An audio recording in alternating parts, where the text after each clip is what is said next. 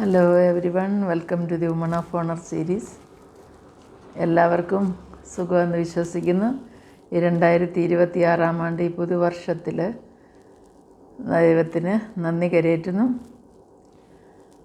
അതുപോലെ തന്നെ ദൈവനാമ മഹത്വത്തിനായിട്ട് എല്ലാവർക്കും ഇന്നത്തെ ദിവസം എല്ലാ നന്മകളും നേരുന്നതോടൊപ്പം ഒരു ബൈബിൾ സ്റ്റഡി ആരംഭിക്കാമെന്ന് വിശ്വസിക്കുകയാണ്.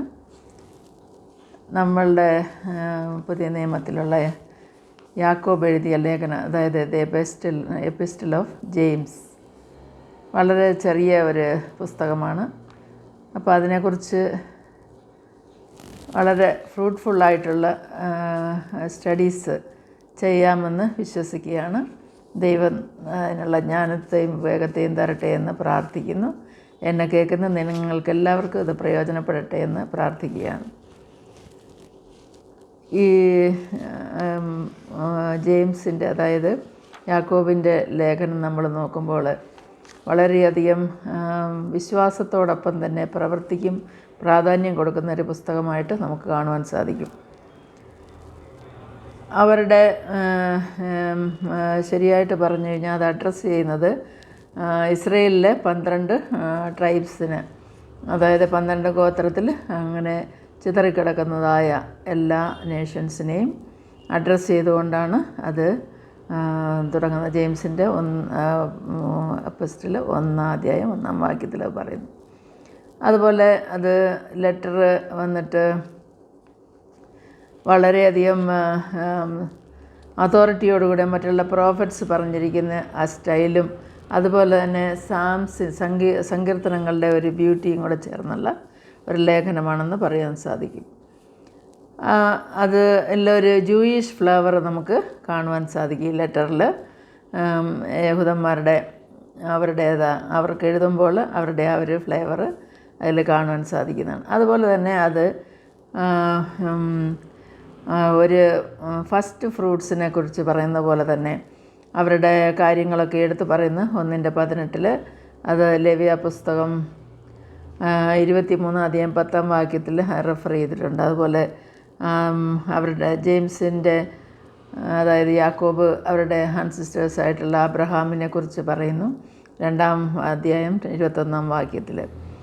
അത് അങ്ങനെ അവർ സ്വർഗത്തെക്കുറിച്ചും നരകത്തെക്കുറിച്ചൊക്കെയും റെഫർ ചെയ്യുന്നതായിട്ട് ഹെല്ല്, അതായത് 3:6 അത് റെഫർ ചെയ്യുന്നുണ്ട്.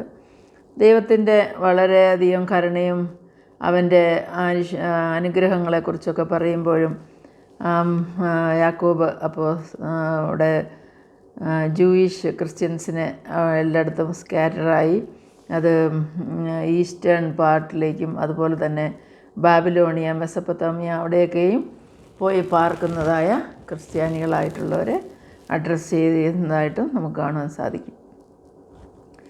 അതുപോലെ തന്നെ അത് ബുക്ക് വളരെ എഴുതിയത് നമുക്കറിയാം, യേശുക്രിസ്തുവിൻ്റെ ബ്രദറായ യാക്കോബാണ്.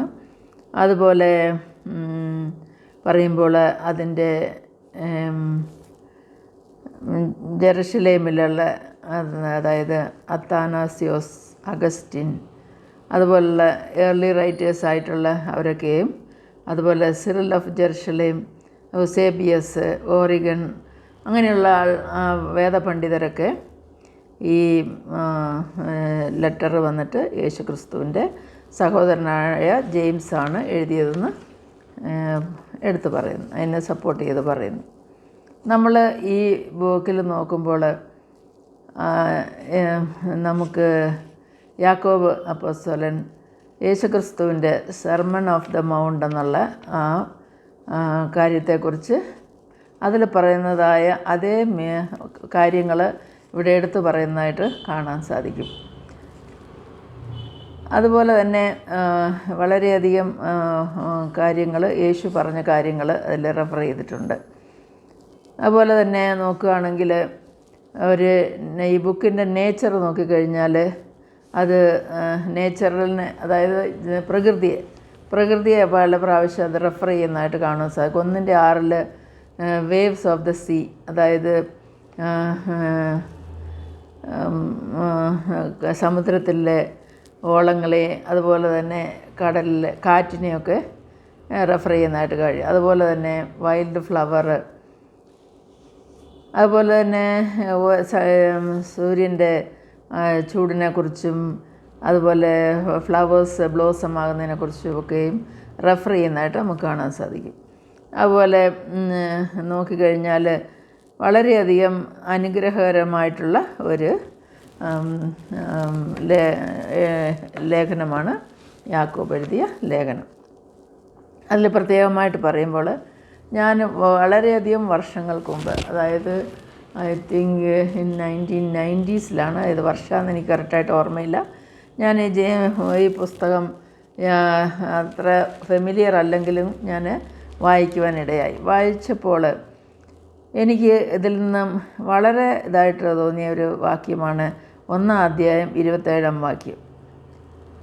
അതായത്, പിതാവായ ദൈവത്തിൻ്റെ മുമ്പാകെ ശുദ്ധവും നിർമ്മലവുമായുള്ള ഭക്തിയോ അനാഥരെയും വിധവമാരെയും അവരുടെ സങ്കടത്തിൽ ചെന്ന് കാണുന്നതും ലോകത്താലുള്ള കളങ്കം പറ്റാതെ വണ്ണം തന്നെത്താൻ കാത്തുകൊള്ളുന്നതും ആകുന്നു. അതെന്നെ വളരെയധികം ടച്ച് ചെയ്തു എന്നുള്ളതാണ്. അപ്പോൾ അതുപോലെ തന്നെ പറയുന്നുണ്ട് പ്രവൃത്തിയില്ലാത്ത വിശ്വാസത്തെക്കുറിച്ച്. പ്രവൃത്തിയില്ലാത്ത വിശ്വാസം അത് നിർജീവമാണെന്ന് പറയുമ്പോൾ, നമ്മളുടെ വിശ്വാസമുണ്ടെന്ന് പറയുന്നതുകൊണ്ട് ഒരു പ്രയോജനവുമില്ല.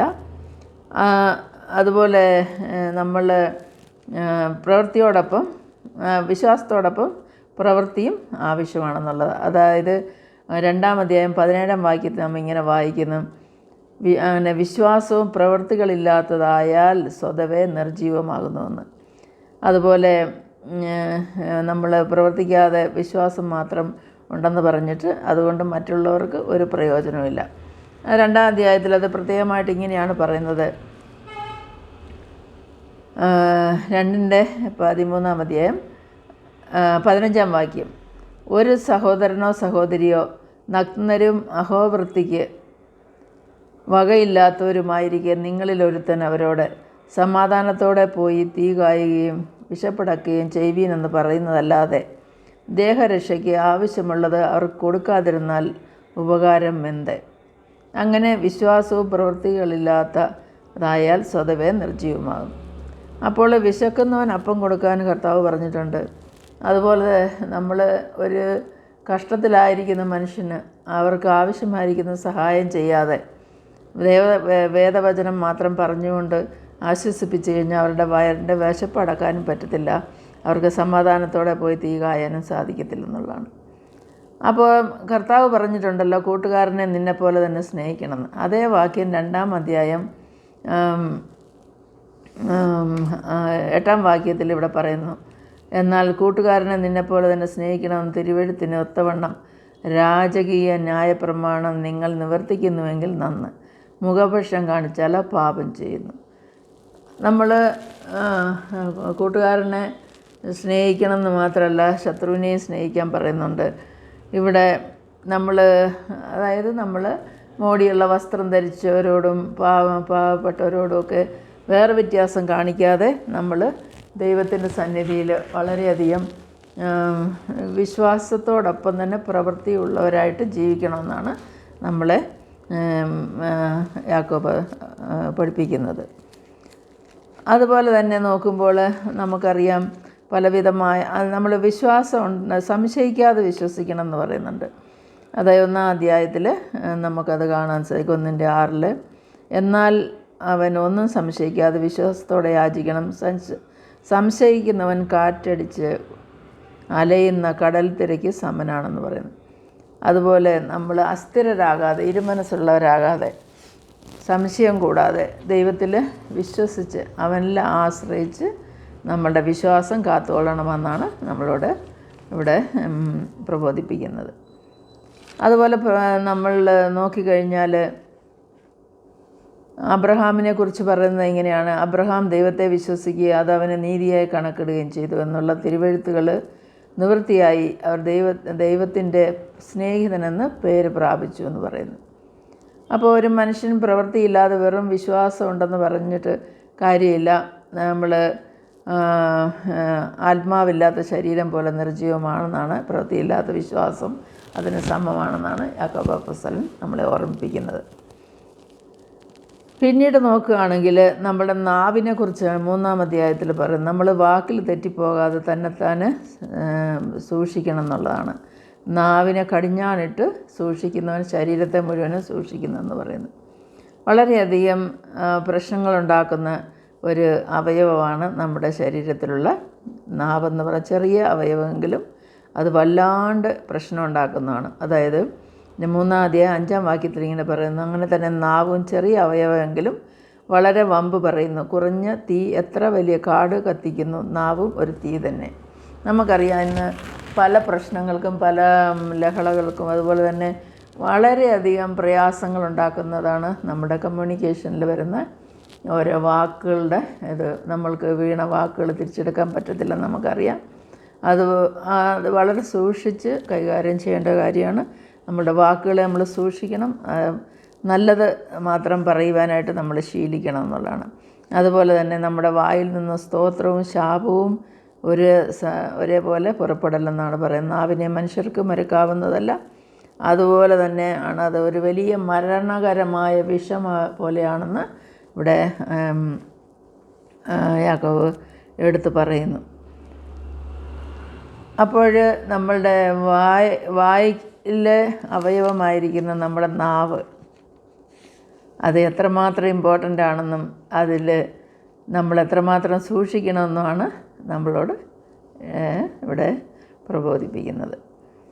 അതുപോലെ തന്നെ നമ്മൾ 4-ാം അധ്യായത്തിൽ ഇങ്ങനെ കാണും, നിങ്ങൾ യാചിക്കുന്നുവെങ്കിലും നിങ്ങളുടെ ഭോഗങ്ങളിൽ ചിലവിടേണ്ടതിന് വല്ലാതെ യാചിക്കൊണ്ട് ഒന്നും ലഭിക്കുന്നില്ല എന്ന്.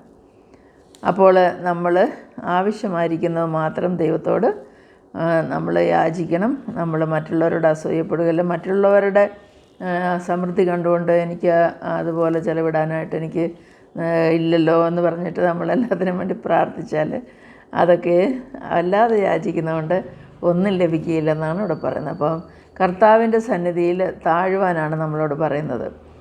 4-ാം അധ്യായം 26-ാം വാക്യത്തിൽ 10-ാം വാക്യത്തിൽ പറയുന്നത്, കർത്താവിൻ്റെ സന്നിധിയിൽ താഴ്വീൻ എന്നാൽ അവൻ നിങ്ങളെ ഉയർത്തുമെന്ന്. അപ്പോൾ ഇന്ന് നമ്മൾ താഴ്ന്നിരുന്നാൽ താഴ്മയോടെ അവൻ്റെ സന്നിധിയിൽ നമ്മളെ തന്നെ താഴ്ത്തി സമർപ്പിച്ച് കഴിയുമ്പോൾ തക്ക സമയത്ത് നമ്മളെ ഉയർത്തുന്നവനാണ് നമ്മുടെ കർത്താവായ യേശു ക്രിസ്തു. അപ്പോൾ നമ്മൾ നാളെയെക്കുറിച്ച് അറിയുന്നില്ല, എന്താണ് നമുക്ക് നാളെ ആകാൻ പോകുന്നതെന്നൊന്നും നമ്മൾ അറിയുന്നില്ല. അപ്പോൾ നമ്മൾ കർത്താവിന് ഇഷ്ടമുണ്ടെങ്കിൽ ഞങ്ങൾ ജീവിച്ചിരുന്ന് ഇന്നത് ചെയ്യുമെന്ന് അങ്ങനെയാണ് പറയേണ്ടതെന്ന് പറയുന്നത്. അപ്പോൾ നമ്മൾ വല്ലാണ്ട് വമ്പ് പറയുകയോ പ്രശംസിക്കുകയോ അല്ലെങ്കിൽ നമ്മളെ തന്നെ പൊക്കി പറയുകയോ ഒക്കെ ചെയ്യാതെ ഈ 2026-ാം ആണ്ടിൽ എങ്കിലും നമുക്ക് നമ്മളെ തന്നെ സൂക്ഷിക്കാം. കർത്താവിന് ഇഷ്ടമുണ്ടെങ്കിൽ ഞങ്ങൾ ജീവിച്ചിരുന്ന് നന്മ ചെയ്യുമെന്ന് നമുക്ക് പറയാം. അതേപോലെ തന്നെ നന്മ ചെയ്യുവാൻ അറിഞ്ഞിട്ടും ചെയ്യാതിരിക്കുന്നത് അത് ഒരു പാപം തന്നെയെന്ന് എടുത്തു പറഞ്ഞിരിക്കുന്നു. 4:17 പറഞ്ഞത്. നന്മ ചെയ്യുവാൻ അറിഞ്ഞിട്ടും ചെയ്യാത്തവന് അത് പാപം തന്നെയെന്ന്. അപ്പോൾ നമ്മൾ എന്താണ് ചെയ്യേണ്ടത്? നമ്മൾക്കുള്ളതിൽ നിന്നും മറ്റുള്ളവർക്ക് നമ്മൾ ഷെയർ ചെയ്യണം. നമ്മളുടെ ധനം കൊണ്ടും സമ്പത്ത് കൊണ്ടും അതുപോലെ നമ്മൾ കഴിയുന്ന ഒരു രീതിയിൽ നമ്മൾ മറ്റുള്ളവരെ സഹായിക്കാനായിട്ട് ശ്രമിക്കണം. നമ്മളിപ്പോൾ പ്രത്യേകം വായിച്ചല്ലോ, അനാഥരെയും വിധവമാരെ അവരുടെ കഷ്ടത്തിൽ ചെന്ന് കാണുന്നവർക്ക് ആശ്വാസം പകരുന്നതൊക്കെയും യഥാർത്ഥ ഭക്തിയാണെന്ന് നമ്മളെ പഠിപ്പിക്കുകയുണ്ടായി. അതുപോലെ തന്നെ 5-ാം വാക്യം നോക്കിക്കഴിഞ്ഞാൽ, സഹിഷ്ണുത കാണിച്ചവരെ നാം ഭാഗ്യവാന്മാരെന്ന് പുകഴ്ത്തുന്നു. യോബിൻ്റെ സഹിഷ്ണുത നിങ്ങൾ കേട്ടും കർത്താവ് വരുത്തിയ അവസാനം കണ്ടുമിരിക്കുന്നു. കർത്താവ് മഹാകരുണയും മനസ്സലിവും ഉള്ളവനല്ലോ. അപ്പോൾ ഇവിടെ പറയുമ്പോൾ നമ്മൾക്ക് സഹിഷ്ണുത ഉണ്ടെങ്കിൽ നമുക്ക് എല്ലാ കാര്യത്തിലും അവസാനം നല്ല സമാപ്തി കാണുവാനായിട്ട് സാധിക്കത്തുള്ളൂ. നമ്മൾ കർത്താവിൻ്റെ സന്നിധിയിൽ താഴ്ന്നിരുന്ന് കഷ്ടങ്ങളും പ്രയാസങ്ങളും വന്നാൽ അതിൻ്റെ എല്ലാം മധ്യത്തിൽ നമ്മുടെ കർത്താവ് നമ്മുടെ കൂടെ ഉണ്ടെന്ന് പറഞ്ഞ് ആ വിശ്വാസത്തിൽ ഉറച്ചു നിന്നുകൊണ്ട് നമ്മളെ തന്നെ നമുക്ക് സമർപ്പിക്കാനായിട്ട് സാധിക്കണം. അതുപോലെ രോഗികൾക്ക് വേണ്ടിയുള്ള പ്രാർത്ഥന ശ്രദ്ധയോടുകൂടി, നീതിമാൻ്റെ ശ്രദ്ധയോടുകൂടിയ പ്രാർത്ഥന വളരെ ഫലിക്കുന്നെന്ന് 5-ാം അധ്യായത്തിൽ പറയുന്നുണ്ട്. അപ്പോൾ ഒരുവന് വേണ്ടി ഒരുവൻ പ്രാർത്ഥിപ്പീൻ എന്നാണ് നമ്മളോട് പറയുന്നത്. 5-ന്റെ-14 വാക്യത്തിൽ എന്നാൽ നിങ്ങൾക്ക് രോഗശാന്തി വരേണ്ടതിന് തമ്മിൽ പാപങ്ങളെ ഏറ്റുപറഞ്ഞ് ഒരുവന് വേണ്ടി ഒരുവൻ പ്രാർത്ഥിപ്പീനെന്ന് പറയുന്നു. അപ്പോൾ കർത്താവ് നമ്മളുടെ രോഗങ്ങളെ സൗഖ്യമാക്കുവാൻ മതിയായവനാണെന്ന് നമുക്കറിയാം. നമ്മുടെ പാപങ്ങളെ നമ്മൾ ഏറ്റുപറഞ്ഞ് നമ്മൾ ദൈവസന്നിധിയിൽ ശുദ്ധിയുള്ളവരായി തീർന്ന് ഒരുത്തിന് വേണ്ടി ഒരുവൻ അന്യോന്യം പ്രാർത്ഥിച്ച് നമ്മൾ ബലം പ്രാപിച്ച് ഓരോരുത്തരും സൗഖ്യത്തോടെ ആയിരിക്കാം. അപ്പോൾ വളരെ ഇമ്പോർട്ടൻ്റ് ആയിട്ടുള്ള ഏതാനും കാര്യങ്ങൾ ഞാൻ ഓർമ്മിപ്പിക്കുകയുണ്ടായി. ഈ ലേഖനത്തിൽ നിന്നും ഇത്രയും പറയുവാനായിട്ട് ദൈവം സഹായിച്ചതിന് നന്ദി പറയുന്നു. ഇതിൽ ഒരു കാര്യമെങ്കിലും എൻ്റെ സഹോദരങ്ങൾക്ക് പ്രയോജനപ്പെടണമേ എന്ന് ഞാൻ പ്രാർത്ഥിക്കുന്നു. നിങ്ങൾ ഇഷ്ടമായ ലൈക്ക് ചെയ്യാൻ മറക്കല്ലേ. ഇത്രയും ഇന്നത്തെ ബൈബിൾ വചന സ്റ്റഡി ഇതോടുകൂടി അവസാനിപ്പിക്കുന്നു. ദൈവം എല്ലാവരെയും അനുഗ്രഹിക്കട്ടെ. Bye to all. സബ്സ്ക്രൈബ് ചെയ്യണേ പ്ലീസ്.